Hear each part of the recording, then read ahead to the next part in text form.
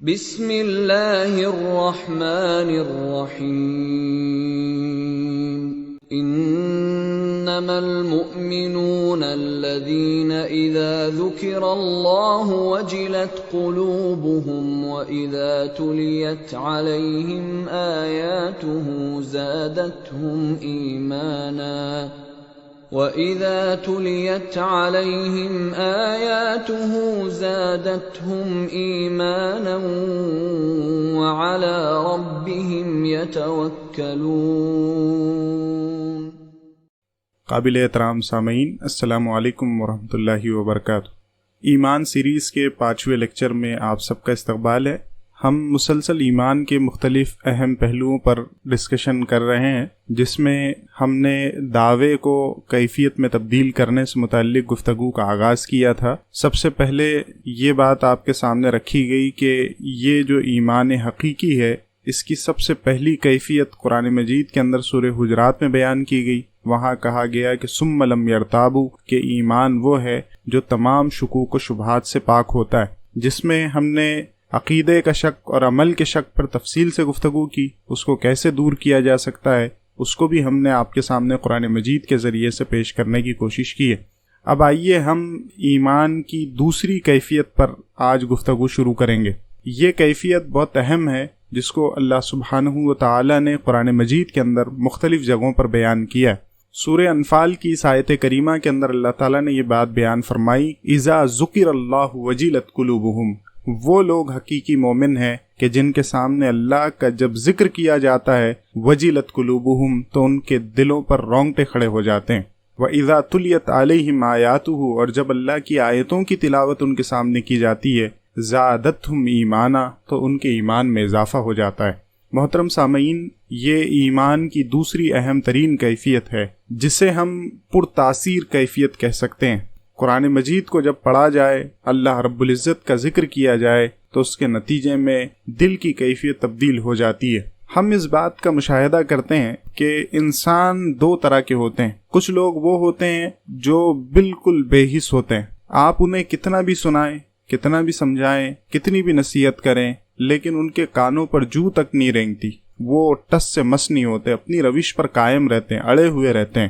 لیکن دوسرے وہ لوگ ہوتے ہیں جو بالکل حساس ہوتے ہیں، بے حس نہیں ہوتے، بلکہ فوراً آپ ان کو کسی بات سے نصیحت کریں، ان کے جسم پر رونگٹے کھڑے ہو جاتے ہیں، ان کا رویہ تبدیل ہو جاتا ہے، وہ اپنے طرز عمل پر غور و فکر کرتے ہیں، اور وہ بات جو ان سے کہی جاتی ہے وہ اپنے کانوں سے سن کر اسے نکال نہیں دیتے، بلکہ وہ بات ان کے دل میں داخل ہوتی ہے اور وہ اس پر عمل پیرا ہوتے ہیں۔ قرآن مجید یہاں ہمیں یہی بتاتا ہے، مومن بے حس نہیں ہوتا بلکہ وہ حساس ہوتا ہے۔ اور یہاں اللہ تعالیٰ وہ بات بیان کرتے ہیں کہ جیسے ہی اس کے سامنے اللہ کا ذکر کیا جاتا ہے اور قرآن مجید کی تلاوت کی جاتی ہے، وہ اسے ایک کان سے سن کر دوسرے کان سے نہیں نکال دیتا، بلکہ وہ بہت ہی حساس ہوتا ہے، اور اس کی حساسیت کا عالم یہ ہے کہ وجلت قلوبہم، کہ اس کا دل دہل جاتا ہے، اس کے جسم پر رونگٹے کھڑے ہو جاتے ہیں، کانٹے کھڑے ہو جاتے ہیں، اور جیسے ہی اللہ کی آیتیں اس کے سامنے پڑھی جاتی ہے، اس کا عالم یہ ہوتا ہے کہ زادتہم ایمانا، اس کے ایمان میں اضافہ ہونے لگ جاتا ہے،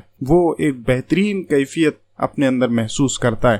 یہ جو کیفیت ہے، یہ پرتاثیر کیفیت ہے۔ جب شک دور ہو جاتا ہے تو نتیجے میں ہم یہ دیکھتے ہیں کہ اعتماد کی ایک زبردست کیفیت پیدا ہوتی ہے۔ کسی بات پر اگر آدمی کو اعتماد ہو جائے تو وہ بات تاثیر پیدا کرتی ہے، اس کا اثر ہونے لگتا ہے۔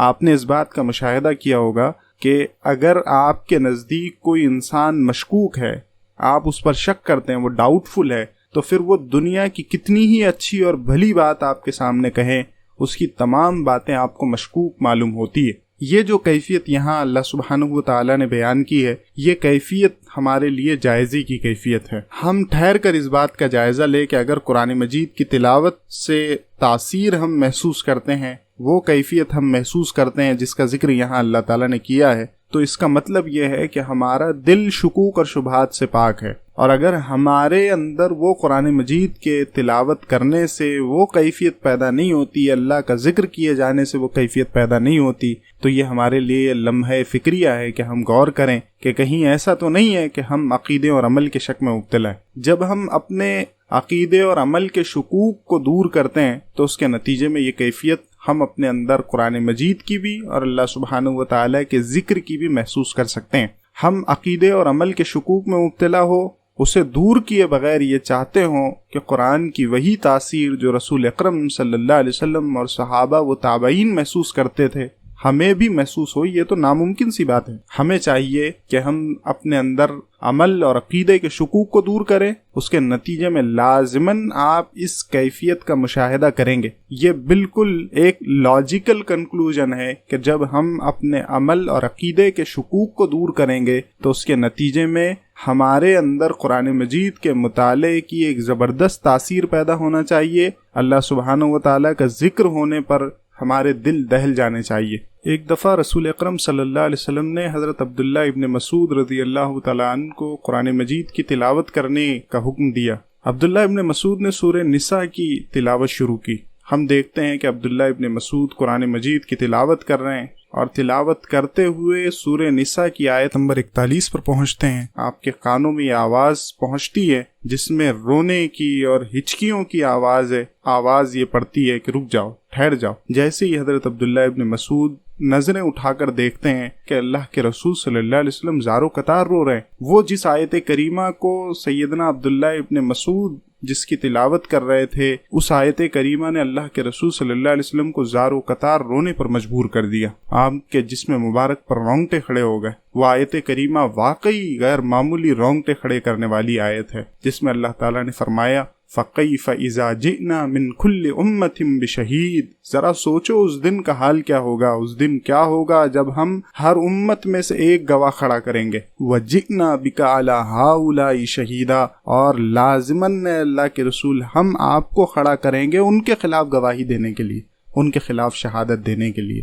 آپ ذرا سوچیں کہ جس رسول نے اپنی قوم کی فلاح اور بہبود اور آخرت کی نجات کے لیے اپنے آپ کو غمگین اور بوجھل کیا اور ہر دنیا کی تکلیف برداشت کی، کل قیامت کے دن اسی رسول کو اپنی امت کے خلاف گواہی دینی پڑے گی۔ بکا علی ہاؤلائی شہیدہ کا مطلب ہوتا ہے خلاف گواہی دینا۔ کل قیامت کے دن جب اس امت مسلمہ کو کھڑا کیا جائے گا اور پوچھا جائے گا کہ جو فریضہ رسول اکرم صلی اللہ علیہ وسلم کے ذریعے سے ان پر شہادت علی الناس کا دیا گیا تھا کہ پورے انسانوں کے سامنے انہیں حق کی گواہی دینی ہے، کیا انہوں نے اس گواہی کو پیش کیا؟ جب ان کی کوتاہیاں سامنے آئے گی تو اس وقت رسول اکرم صلی اللہ علیہ وسلم کو کھڑا کیا جائے گا اور پوچھا جائے گا کہ کیا آپ نے ان تک اس بات کو نہیں پہنچایا تھا کہ ان سے متعلق قیامت کے دن باز پرس ہونی ہے؟ اس وقت رسول اکرم صلی اللہ علیہ وسلم اس کے علاوہ اور کچھ نہ کہہ سکیں گے۔ میں نے تیرے پورے احکامات ان تک پہنچا دیے تھے، میں نے ان کو بتا دیا تھا، اور اس جدائی کے وقت میں نے ان سے پوچھا تھا کیا میں نے تم تک اللہ کے دین کو پہنچا نہیں دیا؟ اس وقت ان سب نے گواہی دی تھی یقیناً آپ نے پہنچا دیا۔